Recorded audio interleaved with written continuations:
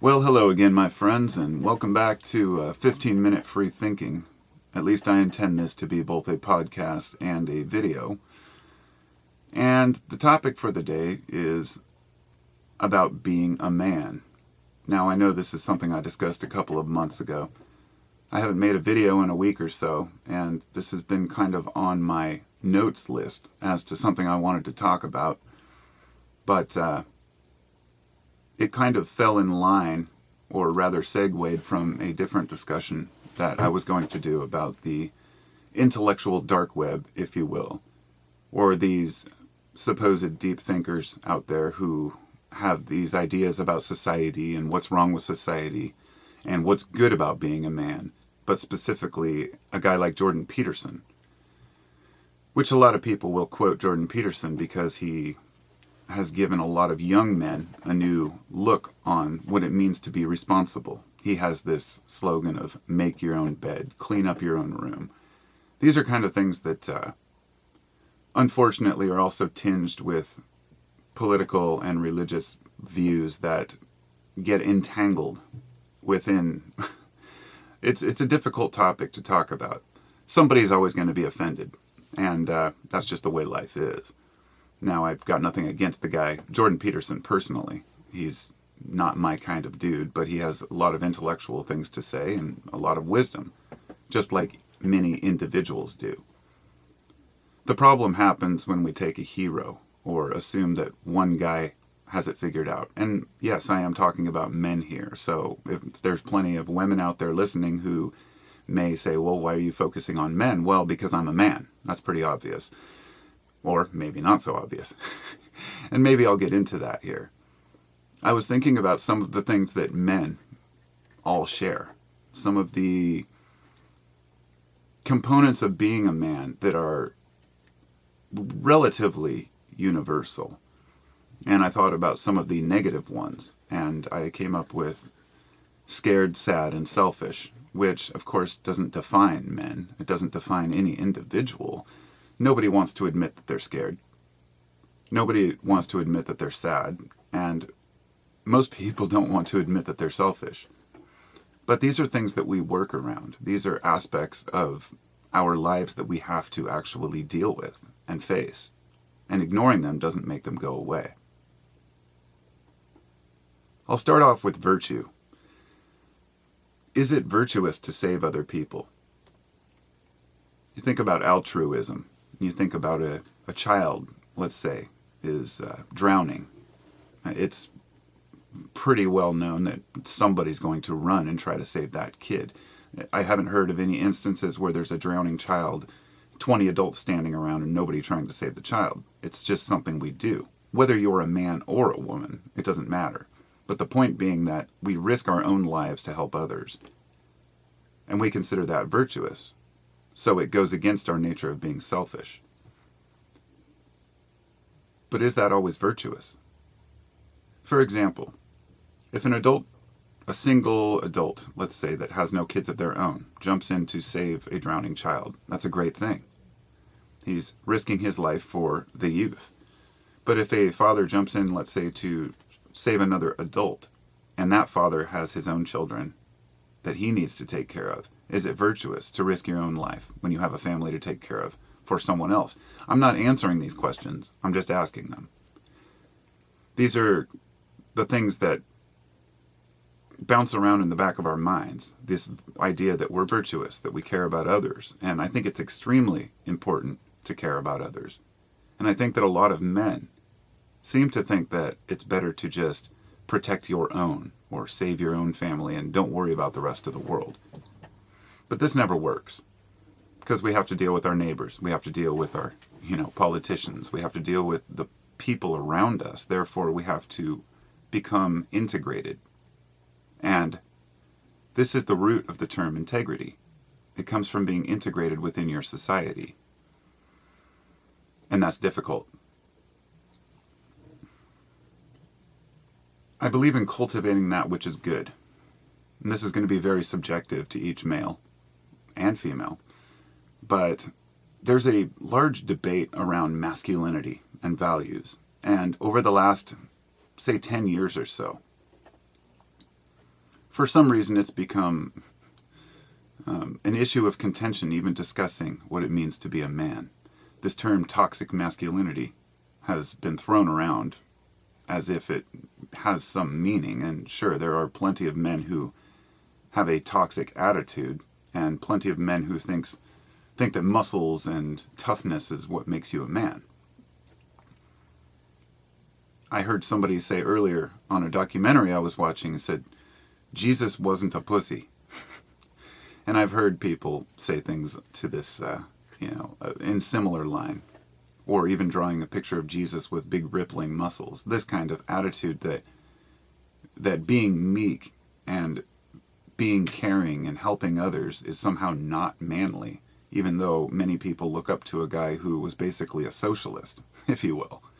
And I'm not trying to bring Jesus or religion into this, but rather the idea that people can't understand how being tough means caring, because it takes a lot more to care and to put forth effort than it does to just dismiss others.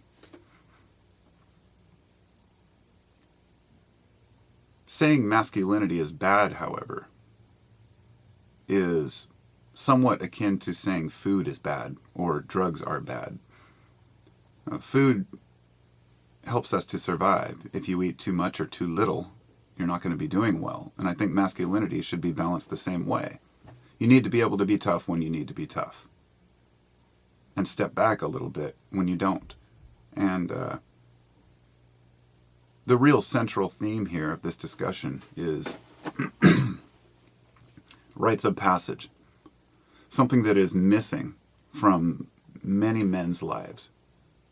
If you look at the way that many Amazonian or African tribes, or tribes around the world for that matter, and some, Western societies as well, when a child reaches a certain age, they go through their, let's just say, their rites of passage, which could be being bit by bullet ants or putting your hand in the fire. Of course, there's always pain involved in a lot of these things, but quite often it's more of going up into the woods by yourself, spending some time thinking, sitting in a cave or meditating, getting a tattoo of some symbol to remind you that you're a different person now, that you're an adult now.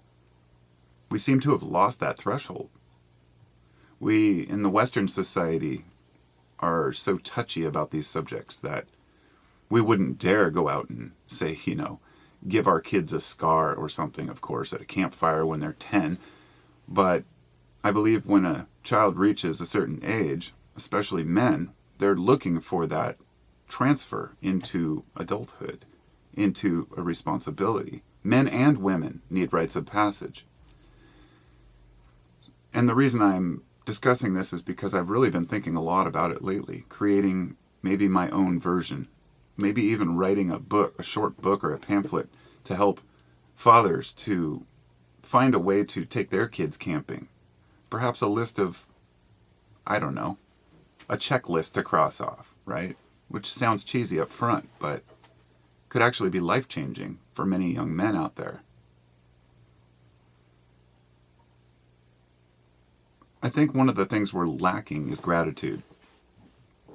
As I heard someone say a while back, we are all little kings now.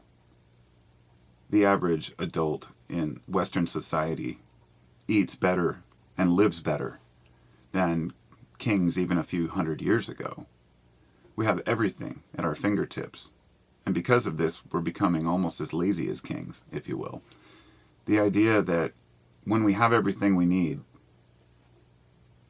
and we don't have to fight as hard, then perhaps we're looking for a fight where one doesn't exist. I think most men know that they have no easy answers. They know that strength of character and uniqueness is much more important than physical strength or toughness. A willingness to speak up, but also a willingness to listen. Plenty of men can say what they have to say, but aren't willing to listen to what others say. It's something many people are working on. Now, a good man can be left or right. I can't believe, and when I'm talking politically, I can't even believe that so many people think that, well, if a person thinks this way, then they can't be this. You can't be a good person if you believe in this rhetoric from these politicians or from this side. And it's really a ridiculous way to think.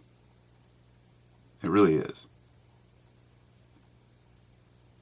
I think that an important aspect is that a real man should never use their power to intimidate or take advantage of others. We end up with these garbage people like Bill Cosby, the American dad, right? Preaching to the country, preaching to the world about family values and respect.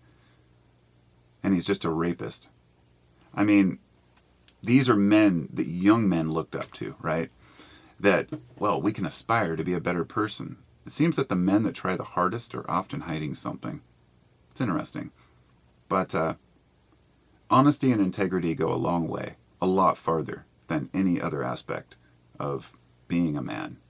Being honest and having integrity, caring about other people, and just being straightforward is perhaps one of the most difficult things for people to do. And being straightforward based on knowledge, not just based on our feelings or emotions about a topic. When I was about 16 years old, I had a friend who had some Blackfoot, Indian blood in him. Blackfoot tribes were from Montana area. He was really into this. He was a young man who had no father figure in his life, and my father had passed away recently at that point. And he was looking for a transition into manhood, so he became very interested in his native heritage. And I went to a sweat lodge with him.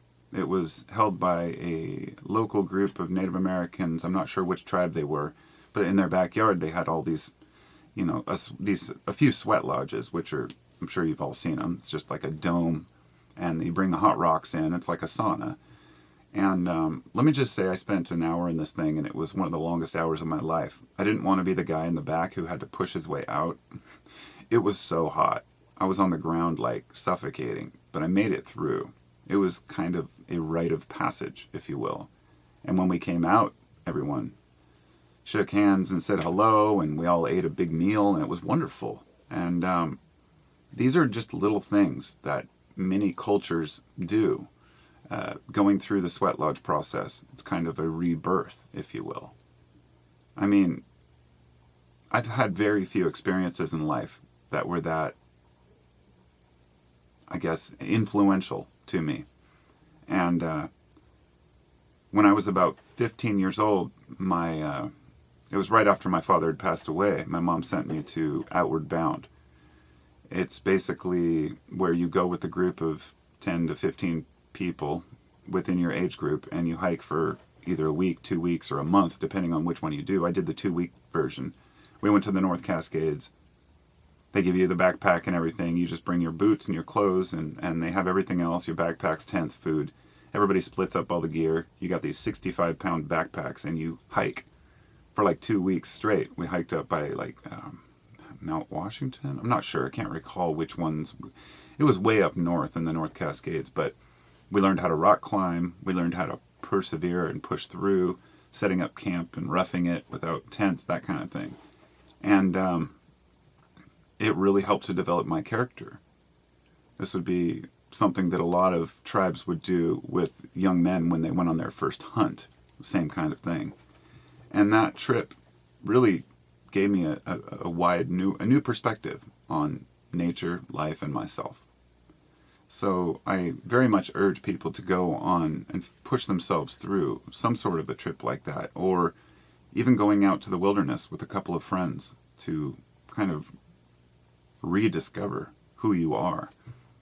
I think it could go a long way in young men's lives, especially today when so many young men are just confused about what it even means to be a man. There's no easy answer. It depends on what your current family, neighborhood, community depends on you for. If you're fighting off, outside forces, and you live in a place where you're constantly under fear of invasion, then being a man might be picking up a rifle and standing guard. But if life is rather easy, being a man, that might just be picking up a rake and cleaning up your yard. It really depends. I think the only things to remember that are important are to not harm others or yourself. If you think about a rite of passage of becoming a man by helping others, then you think about how people join gangs. Oh, you want to join our gang? You want to be a man? Well, first we have to beat you up, kick the shit out of you so you can join our club. And then in order to join you, or you have to go out and harm some stranger. That is not being a man. Gangs are weak. But gangs arise from this lack of male role models. Oh, sure, he packs a gun. I'll pack a gun too. A gun doesn't make a man. The muscles don't make a man. Control definitely doesn't make the man. But everything else is on the table. Remember, some pain is a good thing, but I think the end goal is to become stoic. That means finding yourself. It means figuring out who you are. Because nobody can tell you who you are. Nobody else can tell you that this is what it means to be a man, just like nobody else can help you find yourself. I want to finish up on this one term that I hear,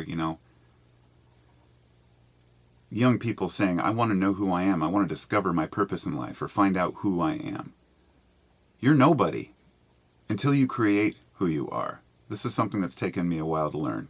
I mean, I would love to believe that we're all born into a role, that we enter this world, we just have to discover what that role is. This is true, but you make the role. Not everybody can just say, oh, this was my, instinctual thing that I've always wanted to do, and now I'm good at it. And no, you have to find yourself by creating yourself. And that's difficult.